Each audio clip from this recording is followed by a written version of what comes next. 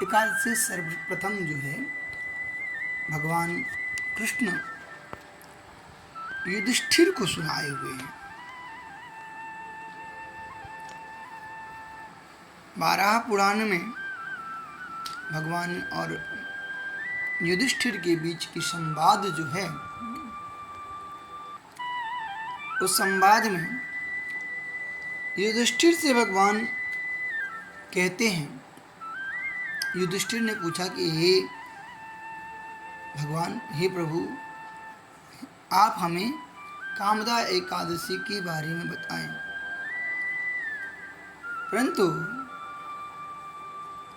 जब भगवान ने कहा कि मैं आपको बताता हूँ, हे यदुवर, युधिष्ठिर भगवान से कह रहे हैं कि हे यदुवर, कृपा करके आप हमारे प्रणाम को स्वीकार करें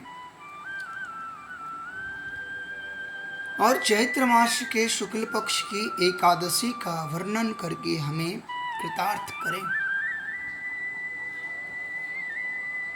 इस व्रत की विधि, पालन करने की प्रक्रिया हमें बता करके हमें लाभान्वित करें। भगवान श्री कृष्ण प्रसन्न होते हैं और प्रसन्न होकर के प्रिय युधिष्ठिर जी को, महाराज जी को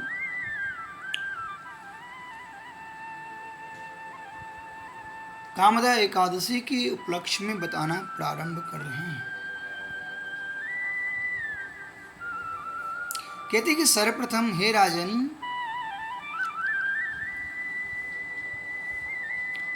कि पहली बार प्रभु श्री रामचंद्र के पितामह महाराज दिलीप ने अपने गुरु वशिष्ठ को यही प्रश्न पूछा था। तो वशिष्ठ जी ने कहा कि हे राजन, निश्चित आपकी इच्छा पूर्ण करेगा।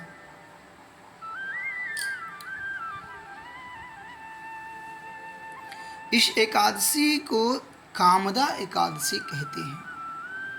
कामदा क्या है? कामदा का मतलब क्या होता है? तो कहते हैं कामम अभिष्टम ददाति यह सह कामदा, सह कामदा।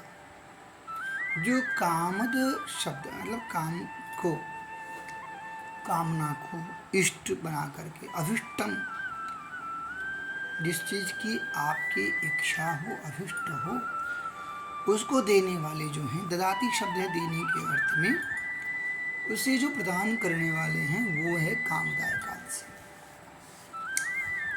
ठीक है। जो जैसे धेनु, कामधेनु गाय है, कामधेनु गाय के पास में आप जो इच्छा रखोगे वह परिपूर्ण होगा। कामदा, इस व्रत के पालन से सभी पाप जल कर भस्म हो जाते हैं और पालन करने वाले को पुत्र आदि के जो है प्राप्ति भी होते हैं, धन धान्य आदि से समृद्ध हो जाते हैं। बहुत वर्ष पहले रत्नपुर के राज्य में पंडरिक नाम का जो है सो एक राजा रहता था। अपनी प्रजा गंधर्व किन्नर के साथ रहते थे। उसी राज्य में अप्सरा ललिता अपनी गंधर्व पति ललित के साथ रहती थी। उनका एक दूसरे पर बहुत प्रेम था। प्रेम इतना गहरा था कि एक क्षण भी एक दूसरे के बगैर वो नहीं रहते थे।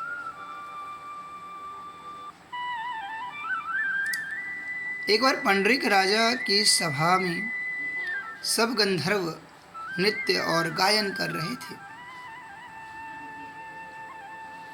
उनमें ललित गंधर्व भी था।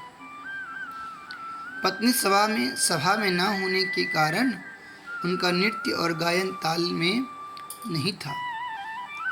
वहाँ प्रेक्षकों करकोटक नामक सर्प भी था।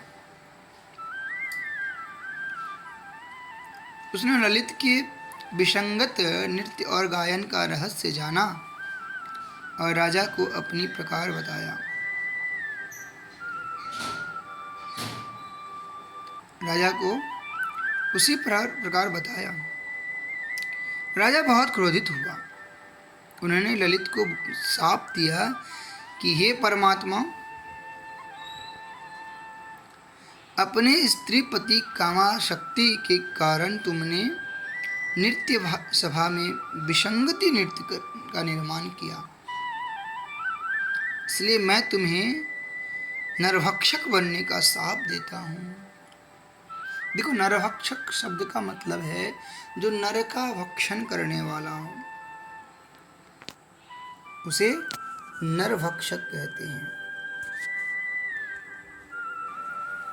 पंडित से शाप मिलते ही ललित को भयंकर नरभक्षक राक्षस का रूप मिला। अपने पति का भयानक रूप देखकर ललिता को बहुत दुख हुआ। फिर भी सभी मर्यादाएं छोड़कर वह अपने पति के साथ वन में रहने लगी। वन में भ्रमण करते हुए वित्य पर्वत के शिखर पर पवित्र श्रृंगी ऋषि का आश्रम ललिता ने देखा और तुरंत आश्रम में जाकर ऋषि के सामने उसने प्रणाम किया। उसे देखकर श्रृंगी ऋषि ने पूछा, तुम कौन हो?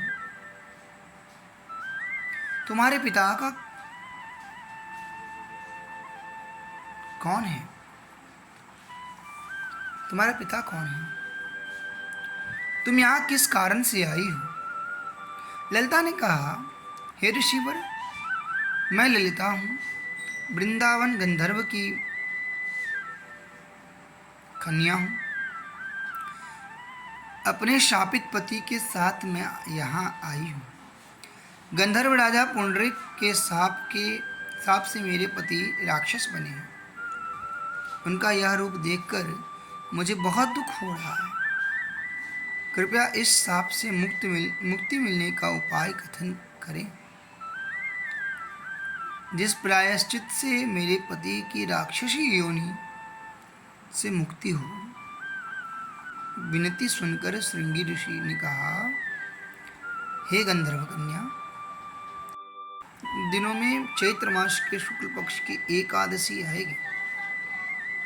इस व्रत का तुम कठोर पालन करो और तुम्हें मिलने वाला सभी पुण्य अपने पति को अर्पण करो,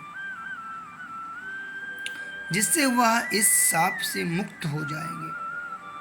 ये एकादशी सभी इच्छाओं को पूर्ण करने वाली है।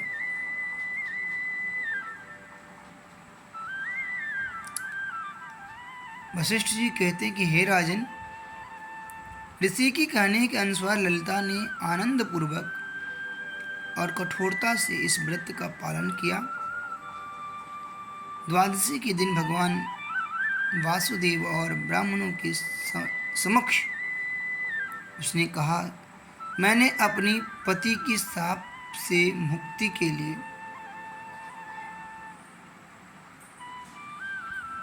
इस व्रत का पालन किया था। इस व्रत के प्रभाव से मेरे पति शाप मुक्त हो जाएं।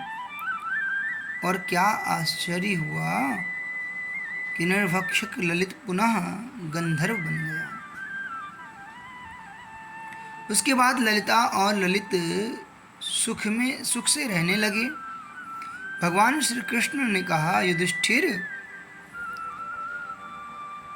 हे युधिष्ठिर, ये राजेश्वर, जो कोई भी इस अद्भुत कथा का श्रवण करेगा, जो कोई भी इस अद्भुत कथा का श्रवण करेगा और अपनी क्षमता के साथ इसका पालन करेगा, वह ब्रह्म हत्या के पातक से और आसुरी शाप से मुक्त हो जाएगा।